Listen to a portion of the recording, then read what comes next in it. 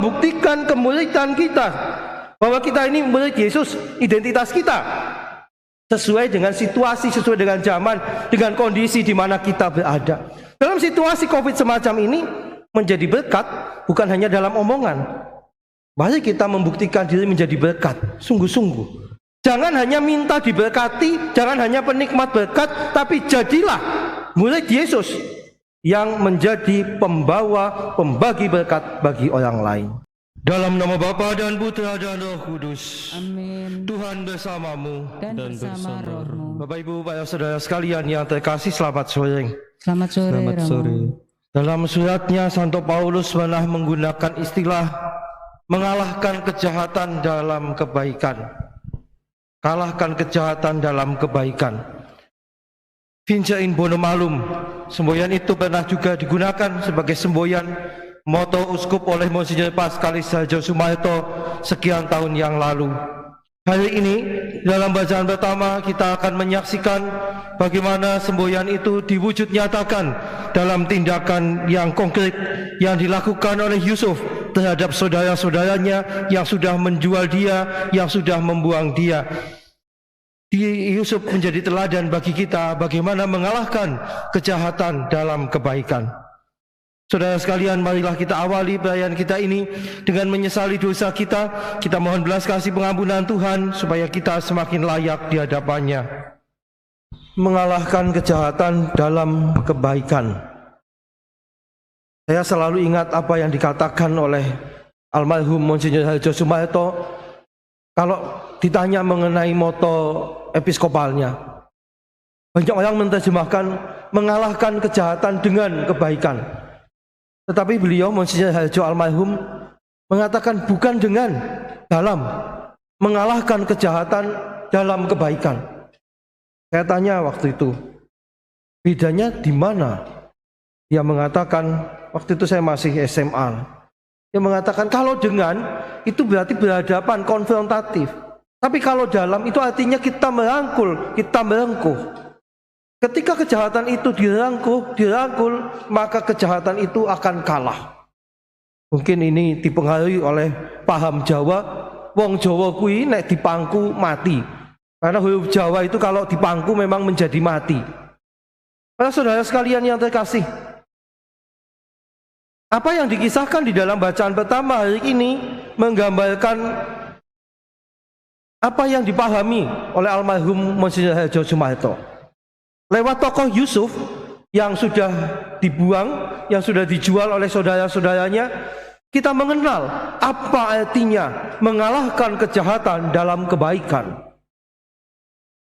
Ada 3 hal yang saya lihat menonjol dari kisah Yusuf tadi.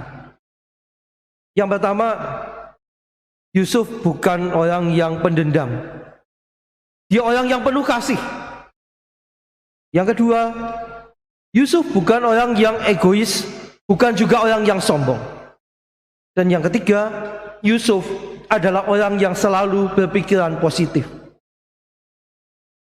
Yang pertama tadi, dia tidak dendam, penuh kasih. Setelah diperlakukan dengan begitu menyakitkan oleh saudara-saudaranya, Yusuf sebetulnya punya alasan yang sangat kuat untuk menaruh dendam, untuk jengkel kepada saudara-saudaranya. Sudah ditangkap, dibuang ke dalam sumur, dan akhirnya dijual. Pengalaman yang sangat-sangat menyakitkan. Namun demikian, ketika sebetulnya datang kesempatan bagi Yusuf untuk membalas dendam, kalau Yusuf mau, dia bisa balas dendam. Dia tidak mau melayani saudara-saudaranya yang datang untuk membeli gandum. Toh saudara-saudaranya juga tidak mengenali dia. Tetapi kesempatan untuk balas dendam tidak digunakan. Maka saya mengatakan Yusuf bukan pendendam. Dia tidak membalas dendam bukan karena tidak ada kesempatan, tetapi dia bisa dan punya kesempatan membalas dendam, tapi dia tidak melakukan itu. Maka dia bukan seorang pendendam. Kalau dia bukan seorang pendendam, lalu ya apa yang menjadi keunggulannya dia? Dia bukan pendendam, tapi orang yang penuh dengan cinta kasih, yang selalu memaafkan, termasuk memaafkan saudara-saudaranya yang sudah berbuat jahat kepadanya. Mengalahkan kejahatan dalam kebaikan. Kita seringkali tidak membalas dendam, tetapi dendam itu ternyata masih ada. Kita tidak membalas dendam karena tidak punya kesempatan. Sehingga kalau ada kesempatan, kita akan balas dendam. Banyak kata-kata yang mengungkapkan itu. Kapanane mengkoyah ana kesempatan. Itu artinya masih ada dendam. Tapi Yusuf tidak. Dia punya kesempatan, dia punya alasan yang kuat, tapi dia tidak mau membalas dendam karena dia mengalahkan dendam itu dengan cinta kasih. Mengalahkan kejahatan itu dalam kebaikan. Yusuf bukan orang yang egois atau sombong. Ini yang kedua tadi. Kalau dia mau egois, dia hanya mencari untung dirinya sendiri. Dia sudah mapan, dikatakan menjadi mangku bumi atau menjadi patih di negara asing di Mesir itu. Tetapi dia tidak sombong, dia tidak egois, dia tidak menggunakan kesempatan itu untuk mencari keuntungan pribadi. Justru kesempatan itu dia gunakan untuk melayani. Melayani bukan hanya orang Mesir saja, bangsa yang sudah menolong dia, tetapi dia melayani, dia membantu menolong bangsa-bangsa lain, siapapun yang datang ke Mesir karena membutuhkan gandum. Kita tahu saudara sekalian, kenapa Mesir bisa lolos dari bencana kelaparan yang dikatakan melanda seluruh bumi? Karena Yusuflah yang mempersiapkan Mesir punya stok cadangan, itu punya gudang-gudang untuk menyimpan cadangan gandum itu. Dia punya lumbung, mendirikan lumbung di mana-mana. Dia tidak egois. Kalau dia mau egois, dia hanya menyelamatkan dirinya, menyimpan makanan untuk dirinya sendiri. Tapi tidak. Dia tidak egois, dia tidak sombong. Tidak sombong juga karena dia sebetulnya kan Yusuf inilah yang sudah bisa menangkap tanda-tanda yang diberikan Allah bahwa akan datang bencana kelaparan yang melanda seluruh bumi itu. Dia bisa saja sombong. Wani bayar piro kowe? Aku kon nafsir ke mimpimu. Tetapi dia tidak melakukan itu. Dia tidak sombong. Kendati dia punya kemampuan yang hebat yang melebihi orang lain. Yusuf orang yang berpikir positif tadi yang ketiga. Yang dipikirkan Yusuf tadi bukan dendam, bukan kesombongan egonya, aji mumpung, tetapi dia berpikir positif bahwa dia dipilih oleh Allah untuk mendahului saudara-saudaranya berangkat ke Mesir dan menyiapkan pertolongan bagi bangsanya, bagi keluarganya dengan berada di Mesir lebih dulu. Sebetulnya hampir sama dengan Musa. Musa itu dipilih Allah untuk menyiapkan pembebasan bagi bangsanya. Maka yang terjadi pada diri Yusuf, dia berpikirnya positif. Walaupun diawali dengan peristiwa-peristiwa pahit yang menyakitkan, yang mengecewakan, tapi karena Yusuf berpikir positif, maka hasilnya pun juga positif.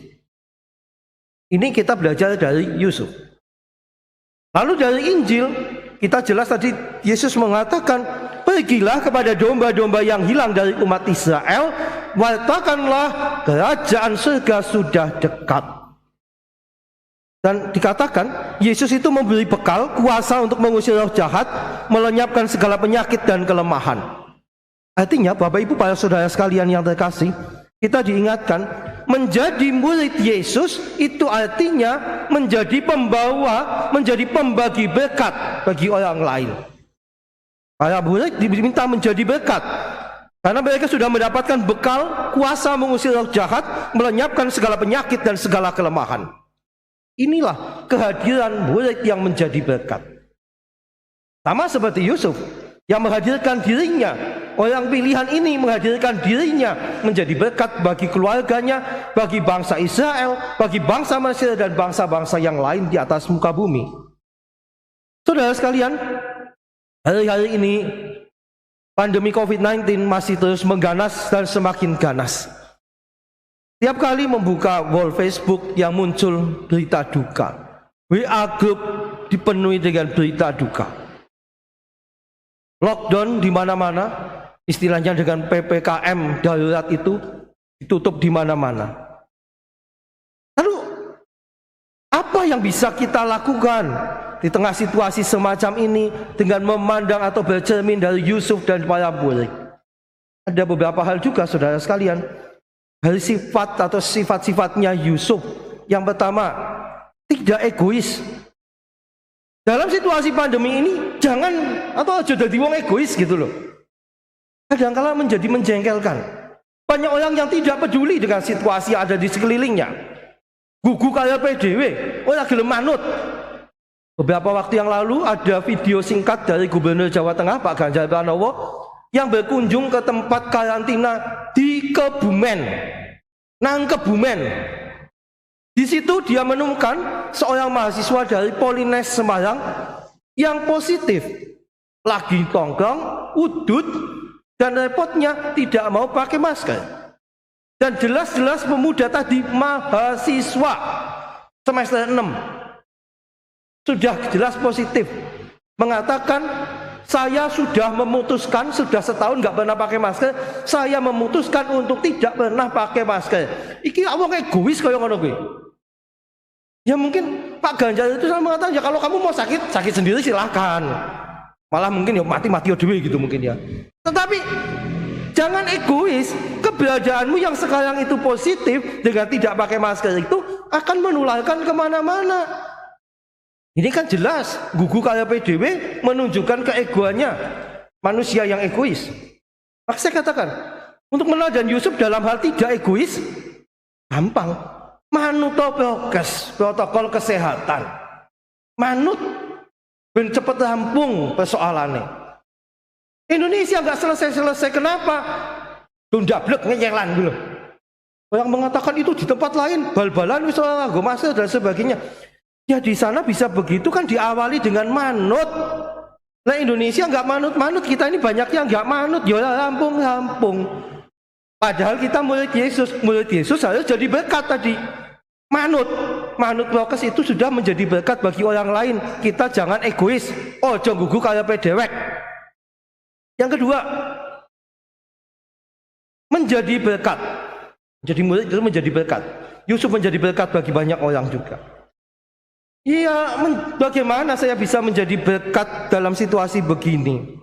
Ya tadi pertama taat prokes, lalu yang kedua, kalau ada tawaran untuk dicek, diperiksa, di swab, aja pada Melayu. Mau lah nyong mau di swab lah. Kenapa sih? Jadi mau gak di swab? Mau naik positif ke BW? Ya moga-moga ya positif, tapi naik positif, konangan gasik bisa ditulungi daripada orang gelem di swab jebul positif. Memang sana kalau di swab jadi orang positif, tetap positif. Belum konangan, orang konangan ngeting wis parah. Tidak ada berita Pak Paijo kena COVID, ngerti-ngerti telah meninggal dunia akibat COVID Bapak Paijo. Apa cilaka? Nah di swab manut. Sembayang semoga ya positif. Nek positif baik ya wis diakoni, diobati yo. Jujur terbuka nek pancen kena COVID yang ngaku. Aja meneng bae. Ngerti-ngerti kelayaban tekan di ngendi kancane ketularan kabeh. Itu artinya tidak jadi berkat kalau begitu. Ketika kita yang positif tidak nutupi, itu kita sudah menolong orang lain. Itulah untuk kebaikan pribadi maupun kebaikan sesama. Terbuka, ngomong saja. Paling ora ana wong sing melu ngewangi sembayang ben cepet sembuh, cepet marine. Paling ora ana sing peduli. Nek meneng bae malah kelayaban. Itu bukan menjadi berkat. Jadi murid Tuhan, dadi yo berkat go wong liya. Lalu yang ketiga, berpikir positif. Anda yang sudah kena, tidak usah takut. Loh, Anda itu orang beriman. Mulane tetap punya pengharapan dan kepercayaan. Itulah cara berpikir positif. Yang berpikir positif akan dapat berkat Tuhan, imunnya kuat, cepat sembuh. Lah wong wis kena COVID malah isine keweden, kalau meden-medeni kancane macam-macam. Ya aduh kepriwe sih? Di WA grup banyak berita-berita ini itu. Sudahlah dilihat saja, tapi tidak usah menjadi takut. Di WA grup di mana-mana ngombe kiye ngombe kue, mangan kiye mangan kue. Wis manut dokter bae lah. Rasa macam-macam. Ben cepat sehat. Jangan-jangan nanti semua dituruti malah jadi racun. Matine udah kena COVID, matine keracunan obat. Disitulah Bapak Ibu, para saudara sekalian, kita membuktikan kemuridan kita. Bahwa kita ini murid Yesus, identitas kita sesuai dengan situasi, sesuai dengan zaman, dengan kondisi di mana kita berada. Dalam situasi COVID semacam ini menjadi berkat bukan hanya dalam omongan. Mari kita membuktikan diri menjadi berkat, sungguh-sungguh. Jangan hanya minta diberkati, jangan hanya penikmat berkat, tapi jadilah murid Yesus yang menjadi pembawa, pembagi berkat bagi orang lain. Amin. Tuhan bersamamu dan bersama rohmu. Allah yang Maha Kuasa senantiasa membimbing, melindungi, dan memberkati kita, keluarga kita, dan semua orang yang berkehendak baik, Bapa dan Putra dan Roh Kudus. Amin. Saudara sekalian, pergilah. Dengan demikian perayaan syukur kita sudah selesai.